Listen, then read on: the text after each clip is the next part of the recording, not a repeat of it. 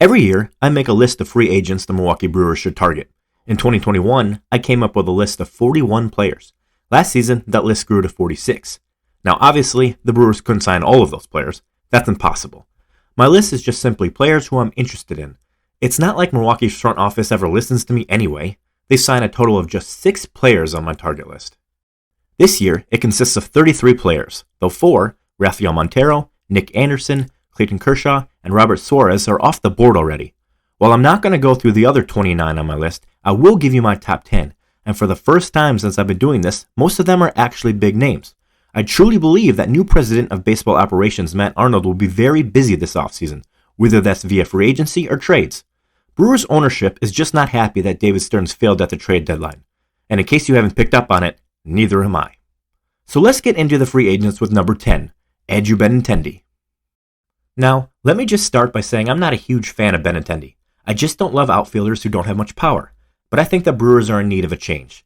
They've been relying far too much on the home run ball lately and don't have too many players with high contact rates and high OBPs. Benintendi has both. His walk rate was close to 10% while he struck out just 77 times in 2022, along with a .373 on-base percentage. Benintendi would be a nice fit in center field for the Brewers, even if he isn't a great defender. And as much as I love Tyrone Taylor, I view him as more of a bench piece than an everyday starter. Number 9 is Drew Rucinski, a pitcher who spent the last 4 seasons in Korea. Before heading to the KBO, Rucinski had a hard time of it in the major leagues. In 54 innings, he posted a 5.33 ERA with the Twins, Angels, and Marlins. However, in 4 years in the KBO, he had a 3.05 ERA with nearly 2/3 of the batted balls against him coming on the ground. The Brewers have a very strong infield defense, so Rucinski's affinity for ground balls would do very well in Milwaukee. Plus, the Brewers gave starts to the likes of Jason Alexander and Chichi Gonzalez last season. They need more starting pitching depth. Number 8 is Andrew Chaffin. The Brewers need bullpen help. They just do. They jettisoned Josh Hader to San Diego, which allowed the bullpen to completely melt down.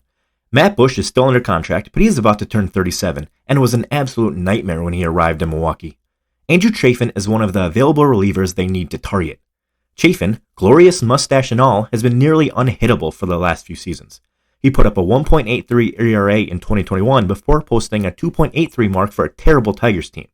He strikes out over a batter an inning, and plus, he's left-handed, something the Brewers desperately need in their bullpen.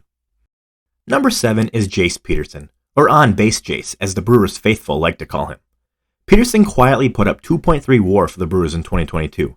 He set a career high in home runs and always gives a quality at bat. Peterson can play everywhere on the field and is one of those players you love to have on your team. He's not a big name, so he won't require a big salary to come back. Plus, all of his teammates just absolutely love him. I'm not saying re-signing a utility infielder should be a top priority for the Brewers, but it should be on their to-do list. At number 6, we have Mike Clevenger. If you just look at his ERA from last season, you're probably scratching your head. But 2022 was the first season in which Clevenger was fully healthy since 2019. And when he's healthy, he's basically untouchable. He has 694 strikeouts in 656 career innings and posted a 2.71 ERA in his last fully healthy season. I wouldn't be surprised to see him take a 1-year prove-it deal in order to raise his stock. And the Brewers love 1-year deals like that. See Yasmani Grandal and Mike Moustakas. If I had to choose between Adrian Hauser for $3.5 million or Clevenger for $9 million, I think I'm going Clevenger. We're halfway through the list, and at number 5 is sitting Tommy Kahnle. I think I surprised everyone with this pick, since Kahnle has only pitched in 14 games since 2020. But the dude is good, like really good, and I'm all about buying low on talented players, especially pitchers. He struck out over 11 batters per 9 innings in his career, including 88 and 61 innings for the New York Yankees in 2019. The Brewers need relievers, like I mentioned before, and they need relievers who can strike out batters.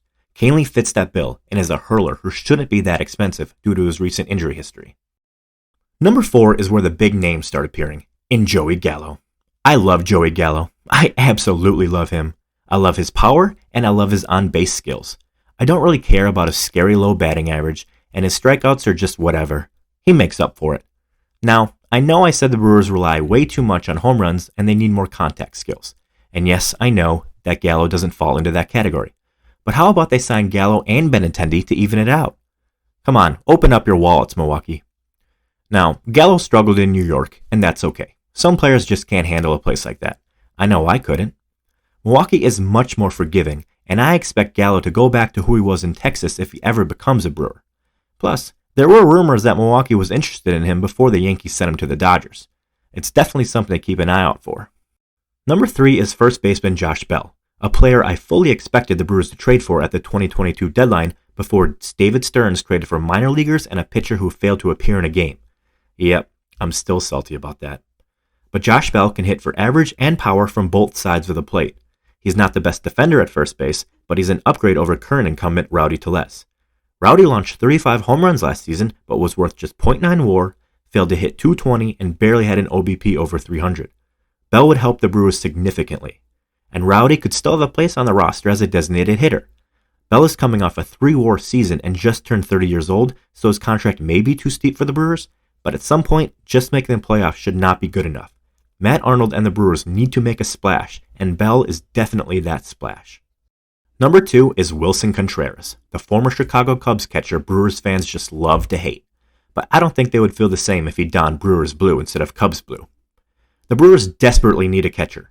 Omar Narvaez is a free agent, and I just don't see the Brewers bringing him back, especially after his lackluster 2022. Victor Caratini is still on the roster, but he's a really good backup, not a starter. It's time to solidify the catching position by signing Contreras. Since 2020, Contreras has posted 116 OPS plus with 50 home runs. Only JT Realmuto and Will Smith are the other catchers to do that. Yes, Contreras is that good. He actually might even be underrated.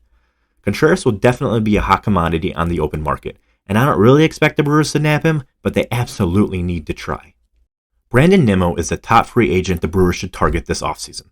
The outfielder is coming off a career-high 5 WAR season and has slashed .281, .384, .443 over the past 3 seasons. Like Benintendi, he doesn't have much home run power, but he has more gap power and is superior when it comes to getting on base. If you put Nimmo in center, Christian Yelich in left, and keep Hunter Renfroe in right, well, that's one heck of an outfield for the crew. Fangraphs predicts a 5-year, $110 million contract for Nimmo, which once again may be too steep for Milwaukee, but the Brewers have always been clever when it comes to contracts and freeing up money. I don't think Nimmo is completely out of the picture. Those are my top 10 list of free agents that the Brewers should target, but here's my entire list. I would love to hear your thoughts, so hit me up on the comments and let me know who you want the Brewers to sign.